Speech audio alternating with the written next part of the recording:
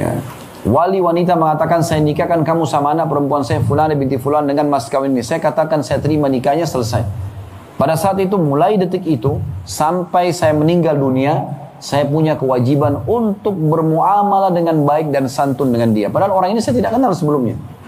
Bukan saudari, bukan ibu, bukan tante, bukan ponakan, bukan anak. Tapi Allah kekalkan kewajiban itu.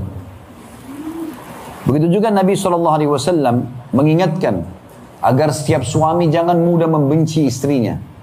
Sebagaimana dalam hadis riwayat Muslim, la yafraq mu'minun mu'minatan in kariha minha khuluqan radiya minha akhar. Jangan pernah, kata Nabi SAW, seorang suami sibuk membenci istrinya yang mukminah. Ya. Karena kalau dia membenci satu akhlak, dia bisa melihat akhlak yang lainnya. Artinya dahulukan melihat kelebihannya daripada kekurangannya. Kelebihannya selalu kita jadikan sebagai bahan kebanggaan kita, dan kita nikmati waktu bersama dia, sementara kekurangannya kita jadikan sebagai ajang dakwah kita, bukan untuk dimusuhi. Karena setiap kekurangan seorang muslim atau muslimah adalah ajang pahala bagi kita. Jangan sampai ada orang yang melakukan kemaksiatan dan pelanggaran kita benci, bukan. Tidak boleh. Justru kita sambut mereka, kita senyum dengan mereka, karena mereka belum mengetahui apa yang kita ketahui, sehingga mereka menjadi ajang dakwah kita. Tentu tadi yang ayat wa ashiruna bil ma'ruf disebutkan dalam surah An-Nisa ayat 19 ya. Dan ayat itu ada lanjutannya sebenarnya, wa ashiruhunna bil ma'ruf, dan gaulilah mereka dengan cara yang santun. Allah mengatakan fa in karihtumuhunna fa asa an takrahu syai'an wa yaj'alallahu fihi khairan katsira. Kalau kalian membenci para istri kalian, maka bisa saja ya, kalau apa yang kalian benci itu Allah jadikan kebaikan yang banyak padanya. Kemudian juga Nabi SAW menyebutkan dalam sebuah hadis yang mulia tentang kedudukan laki-laki. Kedudukan laki-laki, yaitu bagaimana para laki-laki ini punya kedudukan yang sangat tinggi sebagai suami. Sampai-sampai Nabi SAW mengatakan, "Lau kuntu amiran ahadan an yasjuda li ahadin la amartun nisaa an yasjudna li azwajihinna lima ja'alallahu lahum 'alaihinna minal haqq." Kalau seandainya boleh orang sujud kepada selain Allah, maka aku akan perintahkan para istri sujud kepada para suaminya. Karena besarnya hak yang Allah bebankan pada atau gantungkan pada suami dari para istri tersebut. Secara zahir, hadis ini memuliakan laki-laki, dan itu betul. Tetapi ada satu poin yang bisa kita tarik di sini sebagai keutamaan wanita. Yaitu Allah tidak membuka pintu poliandri. Nggak ada wanita boleh menikah dengan dua suami. Hanya satu suami saja. Karena kalau dua laki-laki, dua suami, dua-duanya menumpahkan sperma lalu hamil, siapa ayahnya anak itu? Oleh karena itu hanya boleh satu laki-laki saja. Artinya para wanita hanya fokus ke satu laki-laki ini saja. Ini sering saya bahasakan setiap kali berada di depan para akhwat dan muslimah kita. Bagaimana sosok suami ini benar-benar dikemas dengan baik.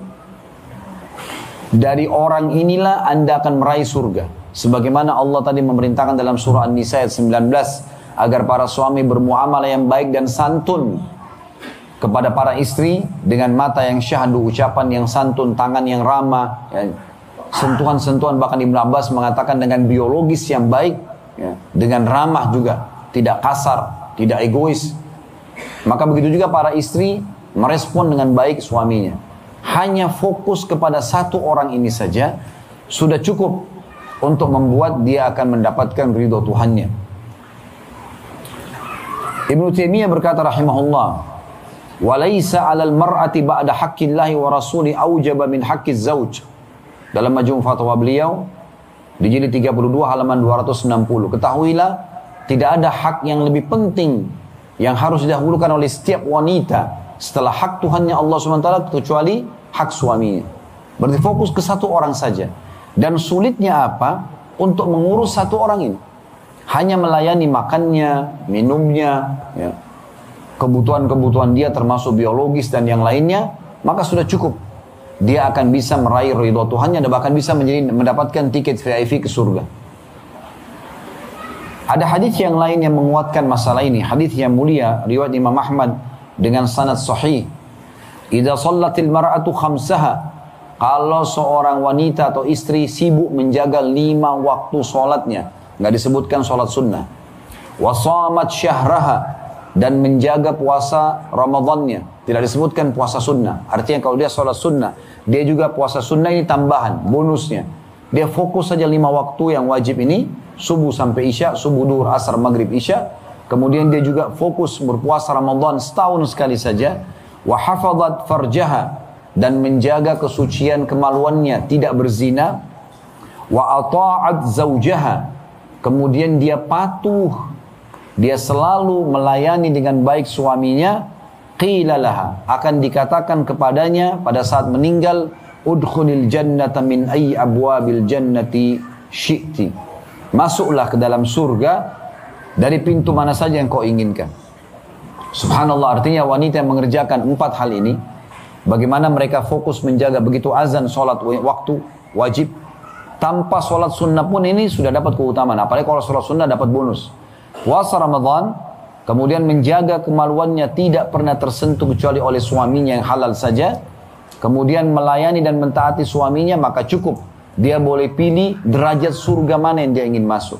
Subhanallah, surga tertinggi, ya, kita tahu dihuni oleh para 4 golongan, ya. Para nabi-nabi, minan nabiyina was-siddiqin, orang-orang yang jujur semasa hidup tidak pernah bohong, wasyuhada, orang yang mati syahid. Ini juga susah ini, ya. Karena harus masuk medan perang, dibunuh oleh musuh, mati syahid. Dan orang-orang saleh. Nah, orang saleh ini sebenarnya modalnya air mata dan kedekatan kepada Allah SWT. Tapi untuk istiqamah juga menjadi orang saleh butuh perjuangan. Itu kaum laki-laki. Kalau nabi-nabi sudah tertutup pintunya buat kita. Karena ditutup dengan Nabi Muhammad SAW, tidak ada nabi lagi. Kalau orang-orang siddiq, di antara semua sahabat yang punya julukan siddiq, walaupun mereka semua terpercaya, tapi yang jelas dapat julukan Abu Bakar. Syuhada, semua orang yang mati syahid di medan perang pasti lebih sedikit daripada orang yang hidup. Padahal bayangkan ya, peperangan di masa dulu, kalau masa sekarang mungkin orang masih jarak-jarak jauh tembak, mungkin masih banyak tempat untuk berlindung. Masa dulu orang berhadapan pedang dengan pedang.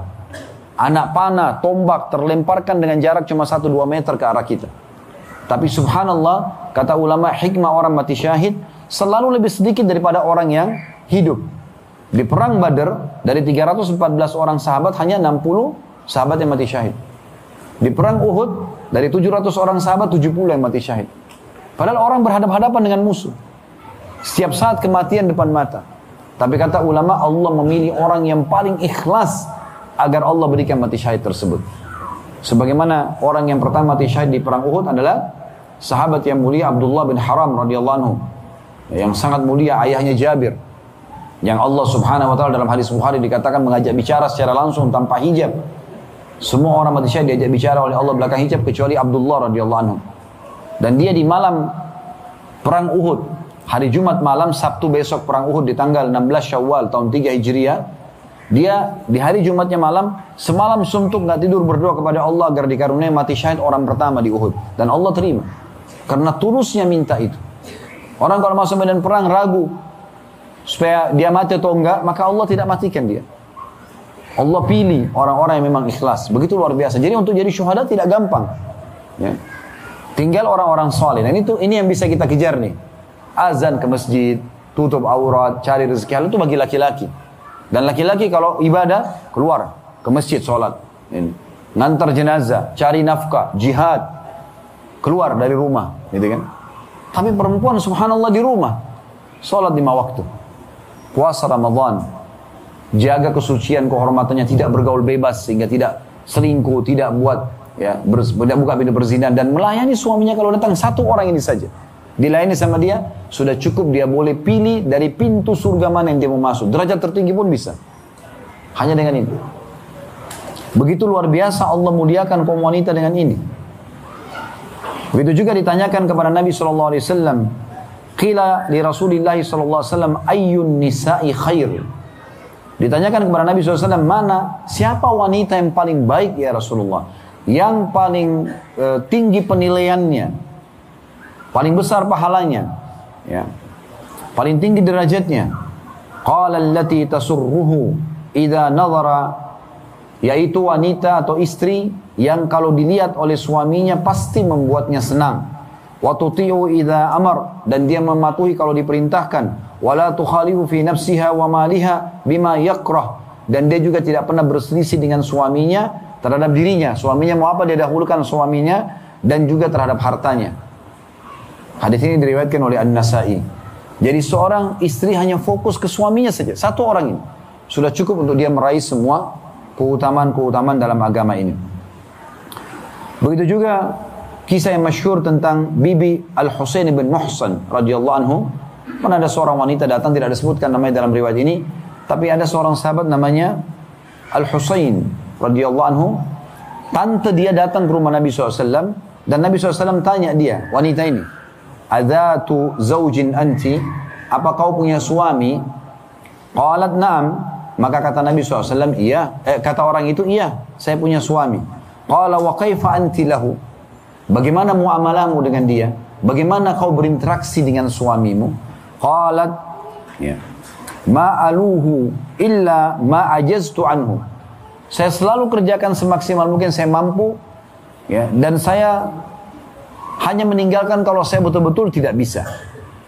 Qala fanzuri aina anti minhu fa innama huwa jannatuki wa naruki. Hati-hatilah kamu dinasihati wanita tersebut oleh Nabi SAW, karena suamimu adalah surga atau nerakamu. Hadis riwayat Ahmad. Tapi yang ingin kita titik beratkan adalah bagaimana, ya, wanita fokus kepada satu orang ini.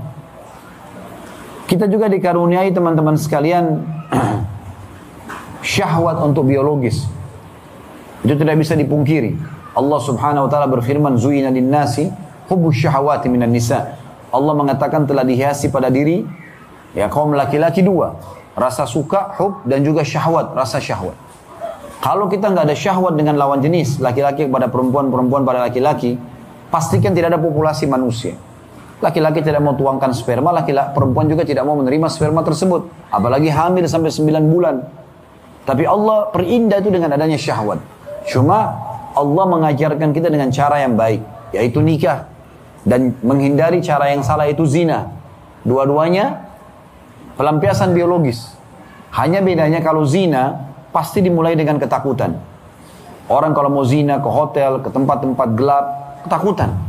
Karena memang dasarnya Allah haramkan. Kemudian ketakutan ini akan berpengaruh pada kualitas sperma yang merupakan bibit manusia nanti, dan juga sel telur yang merupakan kantong manusia. Karena orang secara medis pun kalau ketakutan berpengaruh pada kualitas itu. Kemudian kalau hamil, dua-duanya malu, keluarganya malu. Dan kalau lahir anak tersebut dikenal dengan anak zina atau anak haram, tidak jelas nasabnya. Tidak ada penisbatan nama kepada pemilik sperma dan tidak ada warisan di antara mereka. Ini pendapat jumhur ulama. Itulah kalau zina. Tapi Allah Maha Adil. Allah berikan kita syahwat, tapi Allah ajarkan caranya. Subhanallah, bedanya antara zina sama nikah hanya 1 menit ucapan kalimat akad saja. Wali wanita mengatakan, saya nikahkan kamu sama anak perempuan saya Fulana binti Fulana dengan mas kawin ini. Si laki-laki menjawab, saya terima nikahnya. Si wali mengucapkan kalimat akad, ijab kabul. Si mempelai laki-laki menjawab, iya saya terima. Seakan-akan sang ayah atau wali mengatakan, ini anak perempuan dulu tinggal di rumah saya lindungi, saya didik, saya berikan atau penuhi semua kebutuhannya. Sekarang saya pindahkan, kamu tanggung jawabnya, terima nggak? Oh iya saya terima. Oleh karena itu suami harus bertanggung jawab terhadap istrinya setelah itu. 2 saksi, ada mahar, sah. Kurang dari 1 menit kalimat ini. Dan semua orang tahu setelah akad nikah akan terjadi interaksi biologis. Tapi perhatikan, sekarang sudah halal dengan kurang dari 1 menit tadi kalimat akad itu. Kita tidak bicara prosesinya, prosesi melamar segala macam, itu cuma proses. Yang sahnya itu kan akad nikahnya, yang kurang dari 1 menit itu. Sedikit pun orang saksikan sudah selesai, gak ada masalah. Setelah nikah mereka akan biologis. Tapi keduanya pasti dalam kondisi gembira. Semua orang pengantin baru gembira. Maka berpengaruh pada kualitas sperma dan sel telur yang merupakan nanti bibit manusia dan kantong manusia. Dan itu berpahala di sisi Allah Subhanahu wa taala. Plus lagi, karena itu ibadah. Hubungan biologis setelah nikah ibadah. Kemudian juga kalau hamil, dua-duanya gembira. Keluarganya gembira. Dan kalau lahir anak tersebut, anak itu jelas statusnya. Status nasabnya jelas, nisbat kepada sang ayah, dan warisannya juga jelas kepada orang tuanya. Ini luar biasa gitu. Dan setelah menikah, kita dianjurkan untuk melakukan hubungan biologis tersebut. Dan Nabi SAW mengingatkan kepada kita semua, laki-laki ataupun perempuan. Jadi kebutuhan kita sebenarnya. Makanya banyak orang, maaf, saya bahasa ini saya jelaskan, di luar sana banyak orang pacaran, ya, karena tadi kebutuhan biologisnya. Matanya ingin melihat lawan jenisnya, tangannya ingin memegang, bibirnya ingin mencium, ujungnya kemaluan ingin meletakkan di kemaluan. Itu sudah fitrah sebenarnya. Tapi dia salah, ya, dia salah di situ. Maka perbuatan ini tidak boleh kan dalam agama. Ya, sebagaimana sudah kita jelaskan tadi. Maka Allah dengan kemahadilannya memberikan kita solusinya, yaitu dengan cara menikah. Baik. Kata Nabi SAW, fi budi ahadikum sadaqah. Di kemaluan kalian ada pahala besar. Ya, pada saat sahabat-sahabat miskin datang dan mengeluh kepada Nabi SAW mengatakan, sahabat-sahabat kami kaya banyak sekali pahala mereka. Karena kami sholat, mereka sholat, kami puasa, mereka puasa. Tapi mereka punya uang yang mereka sedekahkan yang kami tidak punya ya Rasulullah. Beritahukan kami amalan yang kalau kami kerjakan, kami bisa dapat pahala. Tentu ada dua riwayat. Riwayat yang pertama menyebutkan tentang, bacalah habis sholat subhanallah 33, alhamdulillah 33, Allah Akbar 33. Lalu sahabat miskin ini mengamalkan. Beberapa waktu kemudian mereka kembali lagi mengatakan, ya Rasulullah, sahabat-sahabat kami yang kaya dengarin apa yang Anda sampaikan. Seakan-akan tolong sampaikan kepada kami amalan apa lagi yang bisa menyaingi sedekah mereka. Kata Nabi SAW, dzalika fadlullah yu'ti ma yasha. Itu karunia Allah, Allah berikan kepada siapa yang dia inginkan. Tapi dalam riwayat lain Nabi SAW begini, mengatakan, di kemaluan kalian ada sedekah. Kalian mengaku miskin, asal menikah saja, bisa lampiaskan biologis di kemaluan kalian pada saat yang terbiasa itu ada pahala yang besar. Maka sahabat mengatakan yang miskin ini, qalu ya Rasulullah, ayati ahaduna syahwata wa yakunu lahu fiha ajr? Apakah ya Rasulullah, seseorang di antara kami yang melampiaskan biologisnya, ya, dia dapat kenikmatan, kemudian dia juga masih dapat, ya, pahala? Qala ara'aitum law wada'aha fi haram, akana alaihi fiha wizr? Tidakkah kalian lihat, kata Nabi SAW, kalau kalian letakkan pada yang haram, tadi zina yang kita jelaskan, dia dapat dosa? Fakadzalika idza wada'a fil halal kana lahu ajr. Begitu juga kalau diletakkan pada yang halal, maka dia akan mendapatkan pahala.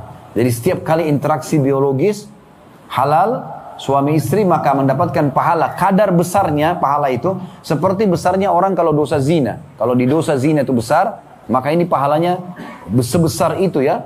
Karena gambarannya adalah bandingannya dengan zina. Kalau dia taruh di haram, dosa nggak? Dosa besar, baik. Kalau dia letakkan di halal, begitu juga. Dia akan dapat pahala besar. Karena itu luar biasa. Berarti dalam berumah tangga pun fokus kepada satu laki-laki ini, layani saja dia biologisnya, terpenuhilah kebutuhan dia selama ini, ya. Maka dia juga akan mendapatkan kemuliaan yang luar biasa. Juga Allah Subhanahu wa taala melindungi para wanita sebagai istri dalam sabda Nabi sallallahu alaihi wasallam riwayat Muslim, fattaqullaha fin nisa, bertakwalah kepada Allah pada kaum wanita, fa innakum akhadtumuhunna bi amanatillah, karena kalian telah mengambil mereka sebagai amanah dari Allah. Kita pada saat menikah dengan istri kita, kita bawa dia ke rumah kita. Maka tiba-tiba wanita ini menjadi pelayan kita. Masain, cuciin baju, rawat rumah, kalau punya anak, dijaga anak kita, dan segala macam, termasuk kebutuhan biologis kita. Segala macam hal. Wastahlaltum furujahunna bi kalimatillah. Dan kalian telah menghalalkan kemaluan mereka untuk kalian nikmati dengan kalimat Allah. Walakum alaihinna ayyuti'na furushakum ahadan takrahuna. Dan kalian punya hak untuk mereka tidak memasukkan siapapun ya di rumah kalian, di atas permadani kalian yang kalian tidak sukai, atau di atas ranjang kalian yang kalian tidak sukai. Fa in fa'alna dzalika fadribuhunna darban ghairu mubarrah. Kalau mereka tetap paksakan diri memasukkan laki-laki yang tidak halal ke rumahnya, selingkuh, maka boleh kalian pukul mereka dengan pukulan yang tidak berbekas.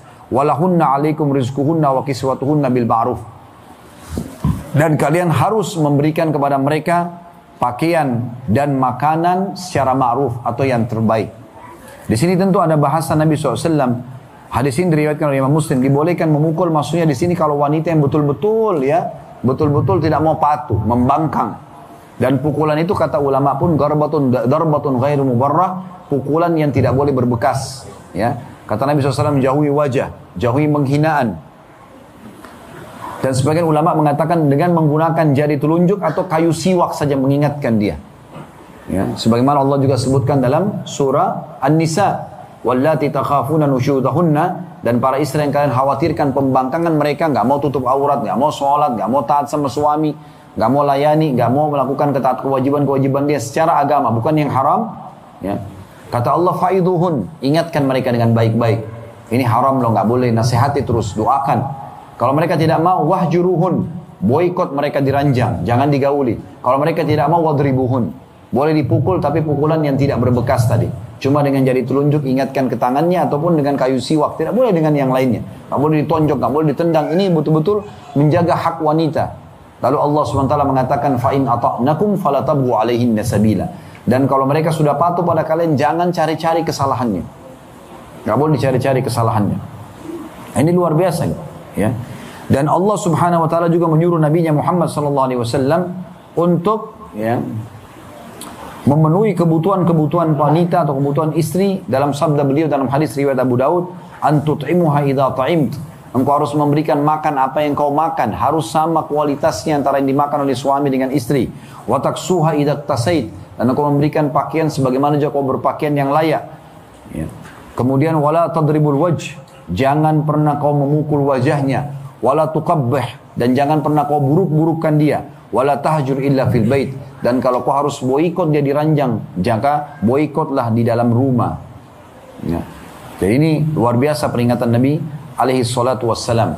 Dan kita juga para suami diingatkan untuk memuliakan para wanita sebagai istri, jangan memata-matai mereka.